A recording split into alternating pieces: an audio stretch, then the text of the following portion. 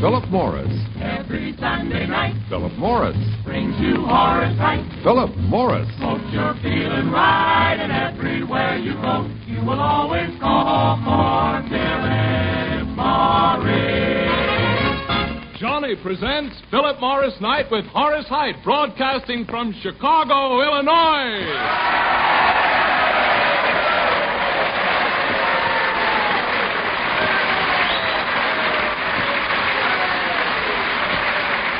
It's a wonderful, wonderful feeling to wake up fresh with no cigarette hangover. Call for Philip Morris!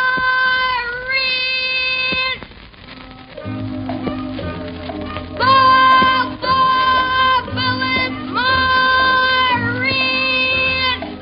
Yes, you'll be glad tomorrow you smoked Philip Morris today. Because of all leading cigarettes, Philip Morris and only Philip Morris is recognized by eminent nose and throat specialists as definitely less irritating. No other cigarette can make that statement. Call for Philip Morris! Now here's Horace for Philip Morris.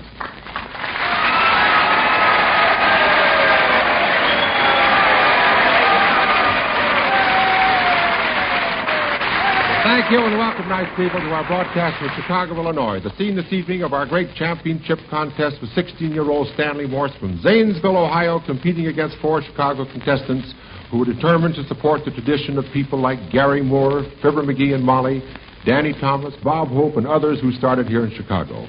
Later on, Harold Parr and Dick Contino will appear in his own guest star spot. But right now, folks, keep your eye on the ring, for 5 new stars will play and sing. Here's star number 1 on Philip Morris Night.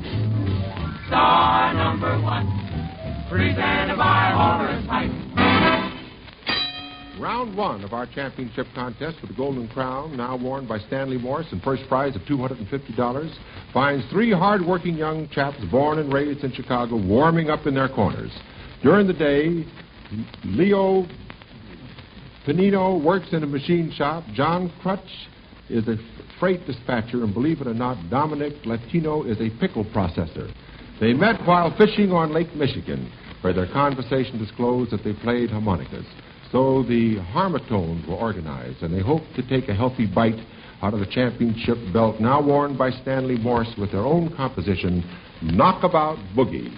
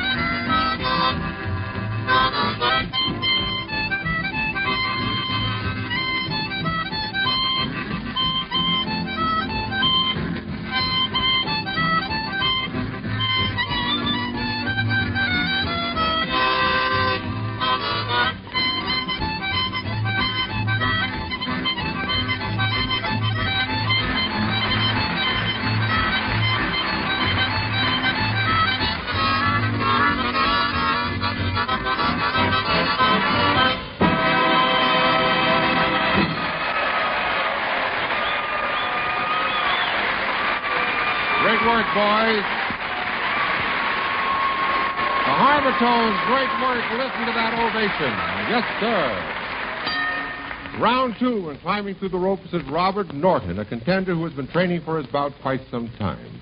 Robert puts this in mind of the old adage that sometimes we get so close to the forest we can't see the trees. For Robert Morton has been working for 3 years in the transcription library right here at NBC in Chicago, but has never yet received an opportunity to sing on the radio. Bob's a Chicago boy, and we're happy to give him a well-deserved break. Tonight he sings the song of the open road, and Bob, may this song open the road to a fine musical career for you.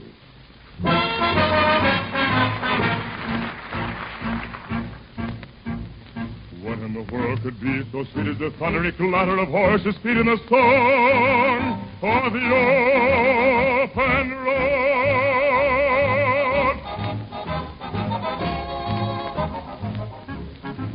Let me live and never worry about tomorrow. Why ever worry about tomorrow?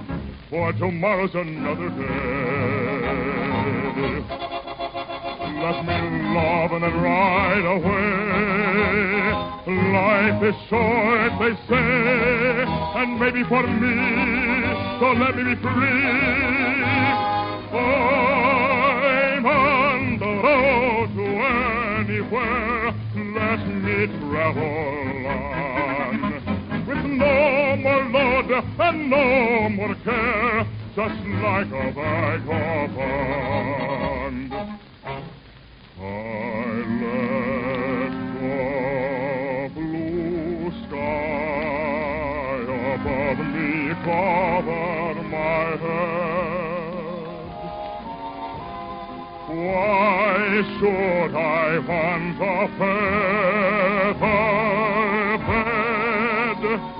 So let me travel and sing my song of the road, the long, long road, the song of the open road.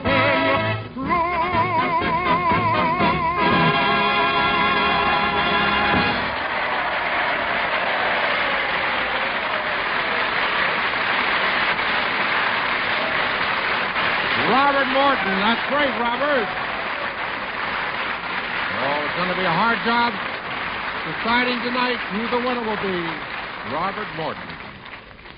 Now, round three. Get that bell working there. Round three brings to the center of the ring 20-year-old Marilyn Tilton, a vivacious senior from Northwestern University. Marilyn is 5 feet 5 inches tall, has hazel eyes, weighs in at 110 pounds, and possesses the same determination to win that made the Northwestern Wildcats famous from coast to coast. Her hobby is impersonating famous girl singers, and she hopes to button up first prize by giving her impressions of first Ella Fitzgerald, then Ella Mae Morse, then cuts loose with Betty Hutton. Okay, Marilyn, good luck. My love belongs to somebody else. Oh, he means his tender song for somebody else. And even when I have my arms around him, oh, I know his thoughts are strong for somebody else.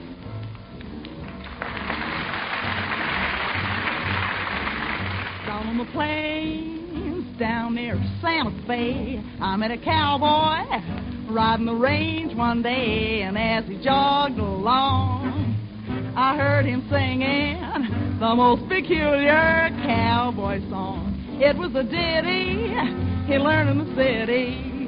Come to I, come to yippee-yi-yi.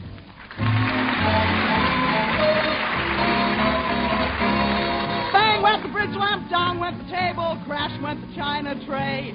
It was mother's sled, oh darling, his rocking horse ran away. Rip, rip went the curtain, wham went the window, crunch went the new buffet. And I had to tell his daddy his rocking horse ran away. Somehow Indians got into our front room. Our cowboy grabbed for his gun and went boom, boom, boom, boom. Slam went the screen door, smash went the mirror, looks like I'll soon be gray. But he smiles and what's the difference? And maybe some Mother's Day he'll remember when his rocking horse ran away.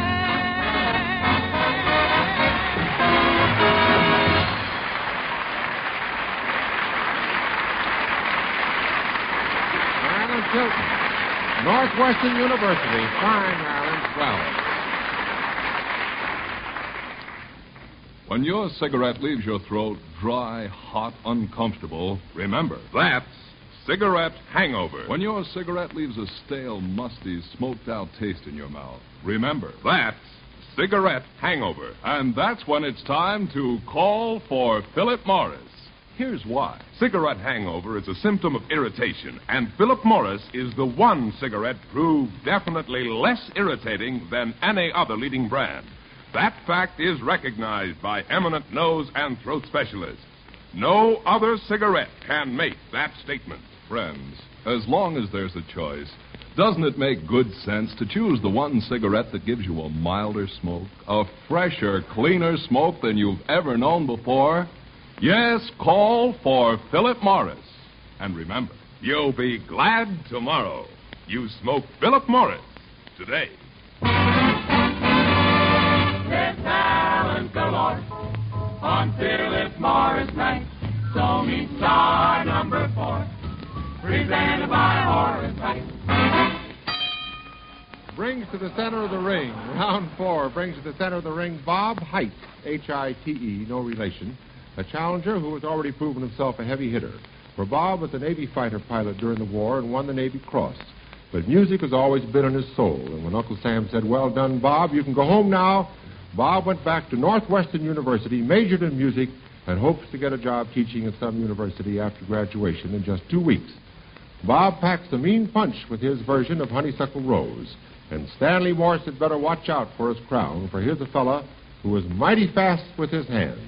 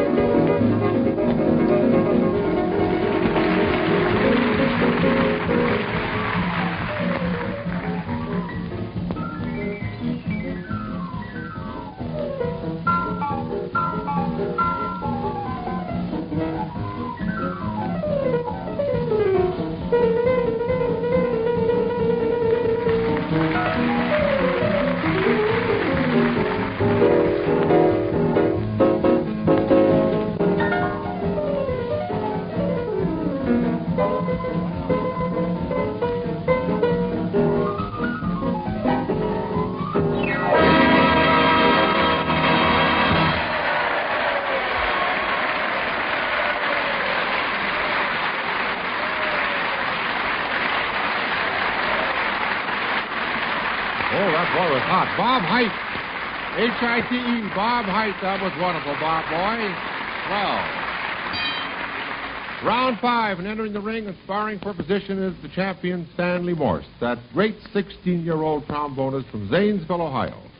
Stanley has left the ring victorious the last 2 weeks, but tonight more than ever wants to do his best for right here in Chicago is where Stanley's idol and the idol of his people, the great Joe Louis, won his first big title. Stanley was the first to play Saber Dance on the trombone and comes up with another first tonight as he defends his title with something never before attempted on a trombone, the second Hungarian Rhapsody by Liszt. Now, if he can battle his way through this selection, it will be quite an achievement for a 16-year-old lad. So the best of luck to you, Stanley, as you defend your title for the third appearance on a stage or before a microphone.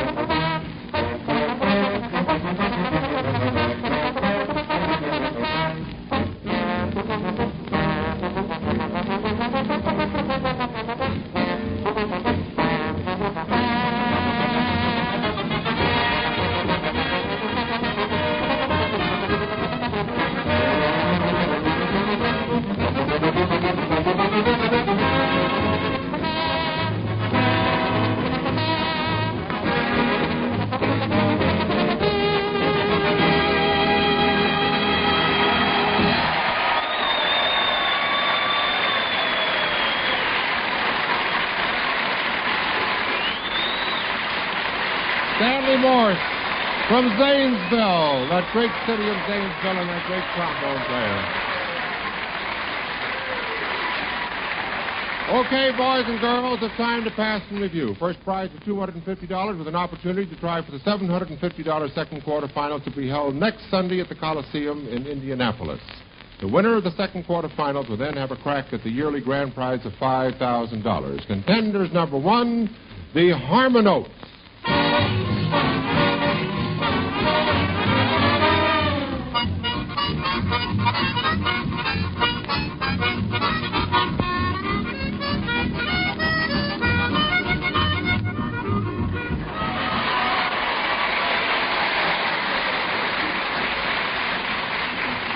Contender number two, Robert Morton.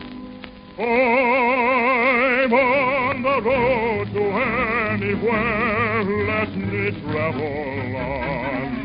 With no more load and no more care, just like a vagabond.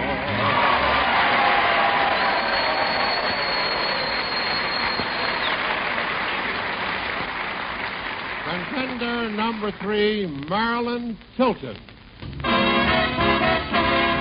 Bang went the bridge lamp, down went the table, crash went the china tray. But he really couldn't help it, his rocking horse ran away. Bang went the bridge lamp, down went the table.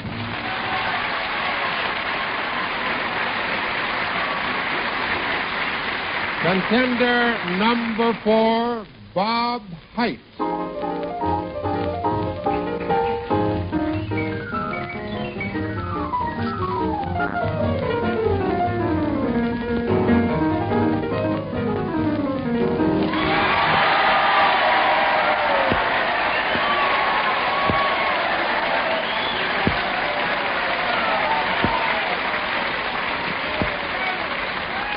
Contender number 5, Stanley Morse.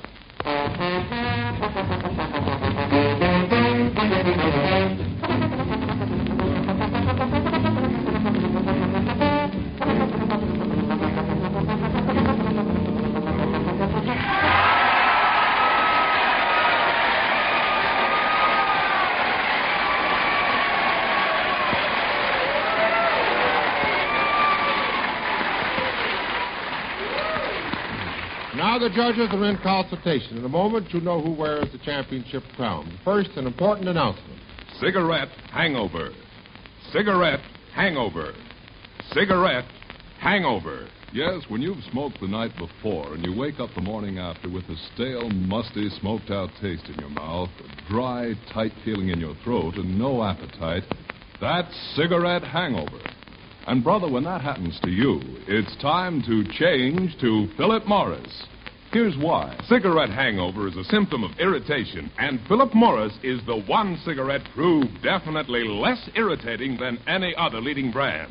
That fact is recognized by eminent nose and throat specialists. No other cigarette can make that statement. Remember, if you're tired of cigarette hangover, tired of that musty, smoked-out taste in your mouth, that dry, tight feeling in your throat, change to a milder, fresher, cleaner smoke. Yes, change to Philip Morris. And remember, you'll be glad tomorrow you smoked Philip Morris today.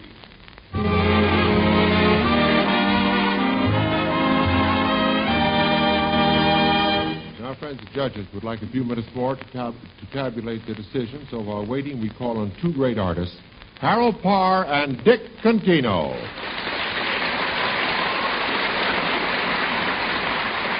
These boys are going to blend their talents in a very beautiful Memorial Day selection. As our broadcast next Sunday from Indianapolis will be our second quarterfinals with 6 contestants, there'll be no opportunity to pay tribute to the men and women who gave their lives so that this great country of ours could exist. So Harold Parr and Dick Contino now say in music what is so hard to say in words. My buddy.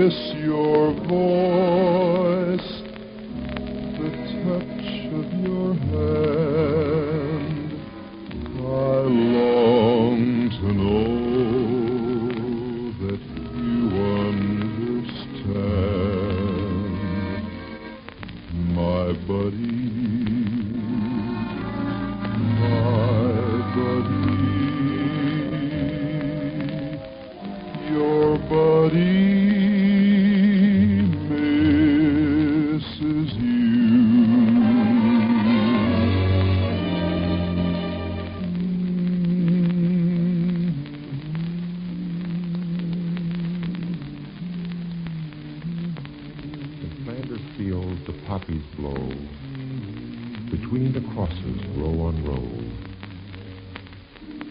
We are the fallen.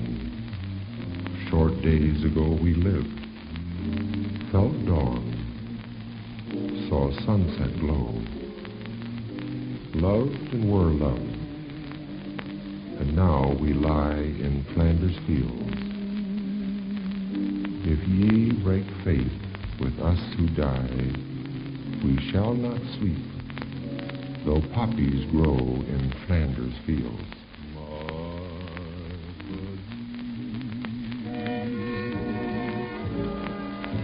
My buddy, your buddy misses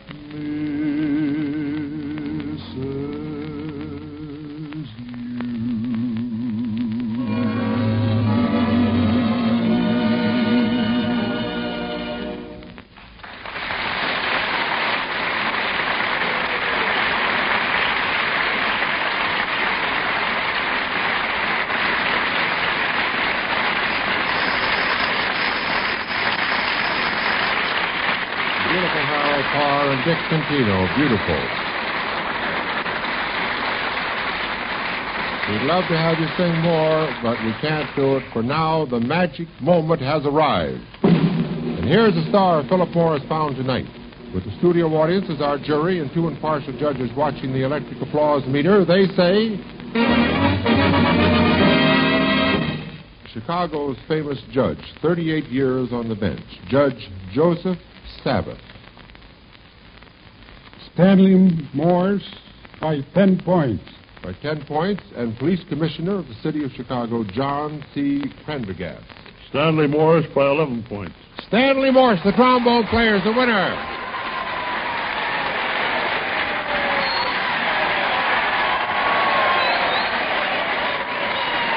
There you are, Stanley. How do you feel? Oh, thanks for me. You've been swell. Ron Paul, I did it again. Tell everybody in the church that I did it. $250. There you are, Stanley. Boy, congratulations. You've not only won the Golden Championship crown, but here's your check for $250. And next Sunday, you'll compete in our second quarterfinals from Indianapolis against Bill Spitz from Rochester, New York, Pat Theriot from Hartford, Connecticut, Spencer Springman from Washington, D.C., Tony Minatella from Buffalo, New York, and one other to be selected. And that, my friends, will be a broadcast no one should miss. And, of course, tomorrow, Monday, you'll open with us on the stage of the Oriental Theater right here in Chicago. We'd also like to thank each contestant who appeared with us here this evening. You were all grand, and in each of these envelopes is a check for you, a token of appreciation from Philip Morris. And now, ladies and gentlemen, it's my great pleasure to introduce a gentleman who, by his progressive, civic-minded ideas, is greatly responsible for making and keeping Chicago such a wonderful city. The Honorable Martin H. Kennelly, Mayor of Chicago.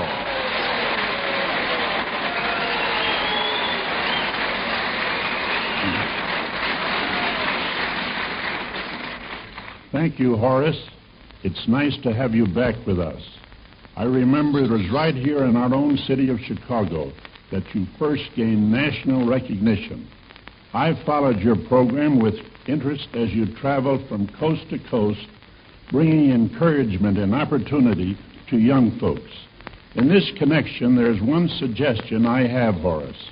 We want our youngsters to stay alive, and I hope it wouldn't be asking too much as you go from city to city to urge them to drive safely, walk safely, and help save their own lives.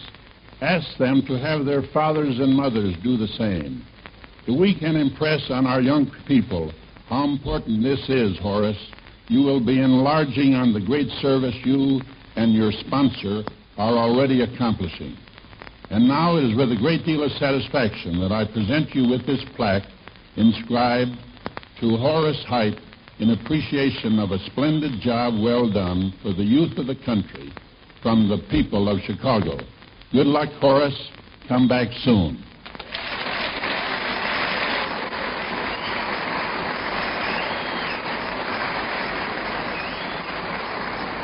Thank you, Mayor Kennelly. And next Thursday, ladies and gentlemen, our entire company of 40 musical nights headed by Dick Contino, Harold Parr, Richard Valeri, and 10 Philip Morris champions will appear in Muncie, Indiana on Friday, Fort Wayne with Purdue University on Saturday. Next Sunday, May the 30th, from the Coliseum in Indianapolis. And on Monday, Decoration Day, Louisville, Kentucky. Then Battle Creek and Grand Rapids with our broadcasts of June 6th, coming to you from the IMA Auditorium, Flint, Michigan. So order your tickets now.